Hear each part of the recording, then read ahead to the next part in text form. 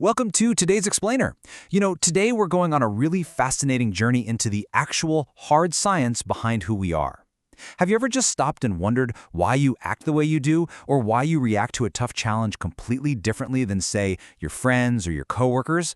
Well, let's unpack this together. We're going to dive into the psychometric architecture of the human mind, looking specifically at how we function, how we adapt, and the precise anatomy of what psychologists call the resilient psychotype. I want you to take a second right now and just seriously self-evaluate for a moment. Picture this. A massive crisis hits at work, or your personal life suddenly goes totally sideways. What is your immediate stress response? Do you feel your heart racing, panic setting in? Or do you kind of just drop into this state of calm, hyper-focused problem solving? So what makes some people completely crack under pressure, while others literally don't just survive but actively thrive in the chaos? It really is the ultimate mystery of human behavior, isn't it? Okay, let's dive right into this. The answer to that mystery, it actually lies in a very specific psychological configuration. Today, we're going to reverse engineer this sort of aspirational concept known as the resilient psychotype. Basically, this is the ultimate high achiever profile. We're talking about a specific, highly measurable combination of traits that allows certain individuals to mobilize their internal resources and just absolutely conquer adversity. But obviously, to understand how this profile is built, we first need to look at the foundational building blocks. So here's our game plan for the Explainer today. First up, we're decoding the blueprint of personality. Then we'll hit the ocean trait mechanics, move on to the resilient personality profile, explore some workplace archetypes, and finally, we'll wrap up with the paradox of resilience. All right, let's kick things off with Section 1, Decoding Personality's Blueprint, or the science of measuring exactly who we are.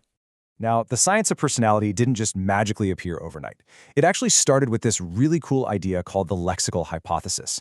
The basic premise is brilliant. If a human trait is truly important and socially relevant, well, we eventually invent a word for it, right? So, way back in 1884, Sir Francis Galton started sampling language. Fast forward to 1936, and researchers Allport and Odbert had actually combed through the dictionary and categorized over 4,500 personality descriptive adjectives. That is a lot of words. Over the decades, using some pretty heavy-duty statistics, scientists kept boiling this massive list down. By 1961, Toops and Crystal found 5 recurring factors, which eventually led Costa and McCrae to give us the gold standard in 1985, the NEO Personality Inventory. And this right here illustrates a genuinely mind-blowing discovery from all that research. About 50% of the variance in our personality traits is purely genetic. It's literally hardwired into our biology. Just to put that into perspective, studies estimate that the heritability of extraversion is around 53%, and openness to experience? That's sitting at about 61%. So when we're talking about personality, we aren't just talking about habits you picked up along the way, we are talking about your actual biological operating system. Moving right along to Section 2, the ocean trait mechanics. Let's deconstruct these 5 pillars. So we start with the N in ocean, which stands for neuroticism. Now, hold on. Don't let that word throw you off. In psychometrics, neuroticism simply refers to your physiological response system for anxiety, fear, and stress. It's that simple. If you score high here, it basically means your internal alarm system is pretty easily tripped. You might frequently feel tense, jittery, or just worried that something bad is about to happen. It's essentially a measure of your chronic tendency to experience negative affect. So, the absolutely crucial point here is what happens when you score exceptionally low in neuroticism. A low score is what we call high emotional stability. And this is the bedrock foundation of our resilient profile. These individuals possess a literal biological buffer. They're naturally calm, fearless, and rarely get angry. They don't easily give in to sudden cravings or panic, They remain poised, confident, and completely clear thinking, even when the pressure is dialed up to the absolute max. All right, next up is extraversion. This one is defined by a pronounced, really dynamic engagement with the external world. But what's totally fascinating here is the neuroscience behind it. Extraversion is actually deeply connected to your brain's central dopaminergic system. It's this internal reward system that chemically drives people toward the pursuit of social rewards, status, and just high-energy engagement overall. Let's take a look under the hood at the specific facets of extraversion. Because it's not just about liking parties, right? It's about gregariousness, actually finding the company of big crowds pleasantly stimulating rather than totally exhausting. It's excitement-seeking, a tendency to take risks because, frankly, you get bored without high stimulation. It also includes assertiveness and a naturally fast-paced activity level. So ask yourself, do you naturally seek out thrills, or do you prefer a quiet, predictable evening at home? Okay, let's rapidly define the remaining 3 pillars here. First, openness. This is all about cognitive flexibility, the ability to really enjoy novelty, navigate ambiguity, and appreciate abstract ideas. Next is agreeableness, which is your drive for prosocial, trust, cooperation, and social harmony. It's all about being sympathetic and valuing group solidarity. And finally, conscientiousness. This is your internal system of self-regulation.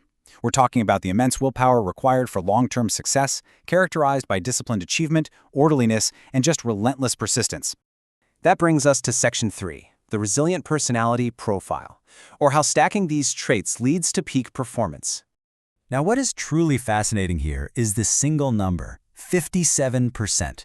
Research indicates that this specific trait cluster, exceptionally low neuroticism combined with high scores in the other 4 traits, actually explains a massive 57% of the variance in a person's psychological resilience scores. That is huge.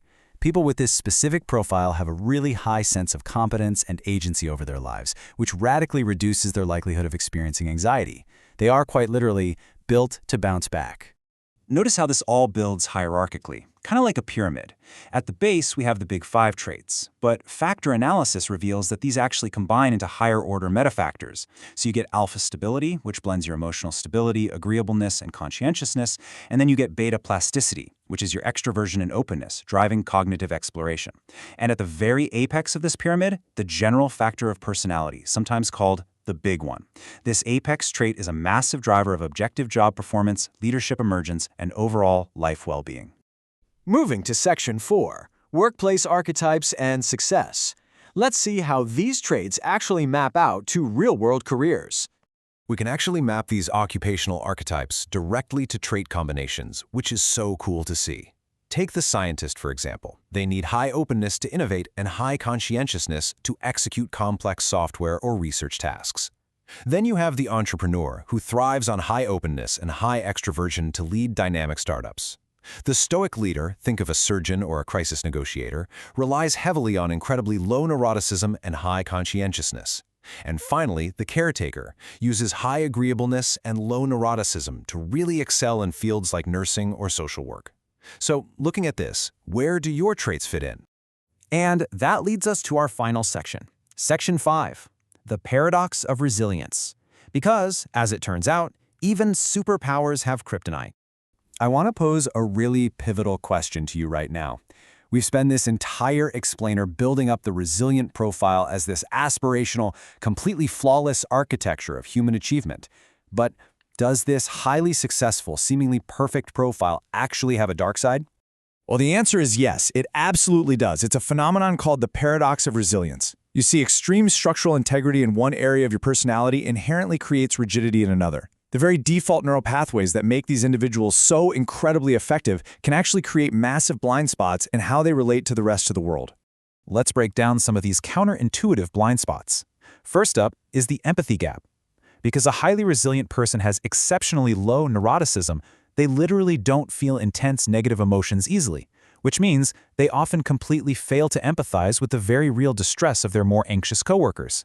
Then there's toxic positivity, where high agreeableness causes them to suppress necessary, productive conflicts just to keep the peace. High conscientiousness, well, that can mutate into over-rigidity and perfectionism paralysis. And high extraversion, that can easily turn into dominance, where a leader just completely talks over their entire team. But, even with those blind spots, the contrast is still pretty stark when we compare the coping mechanisms between the highly functioning resilient architecture and what psychologists call the vulnerable profile, or the misery triad. The resilient profile, thanks to its low neuroticism, high extraversion, and high conscientiousness, uses problem-focused, active coping. They face the issue head-on and rally their social support. On the flip side, the vulnerable profile, which is characterized by high neuroticism, low extraversion, and low conscientiousness, tends to default to avoidance, rumination, and pulling away socially. This quote right here really summarizes the core of our entire analysis today. Resilient individuals perceive ambiguous situations as opportunities rather than threats. That is the ultimate power of integrating emotional stability with cognitive plasticity. They don't just endure the unknown, Their entire biological and psychological framework is literally optimized to explore it and conquer it. So, I'll leave you with this final thought. Now that you've seen the underlying blueprint of human personality, based on your own unique traits, what do you think your psychometric blind spots are? And honestly, more importantly, how are you coping with them today? Thank you so much for joining me for this explainer, and keep exploring the incredible architecture of your own mind.